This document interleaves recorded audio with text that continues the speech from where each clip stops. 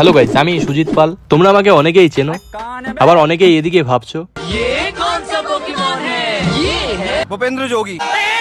যাই হোক, কিছু মাস আগে আমি একটা ক্যাফে ওপেনিং করি, যেটার নাম হচ্ছে দ্য ক্রিস্পি পয়েন্ট। আর এটার লোকেশনও যেটা মাটিগাড়া থানা মোড়ের পাশেই একদম। এটা যখন স্টার্ট করি তখন চলবে কি চলবে না এত কিছু তো ভাবিনি। আসলে একদিন রাতে আমি এক জায়গায় যাচ্ছিলাম, হঠাৎই টোটোর পিছনে আমার চোখ পড়ে, আর দেখতে পেলাম হিংসে নয়, চেষ্টা করো তোমারও হবে।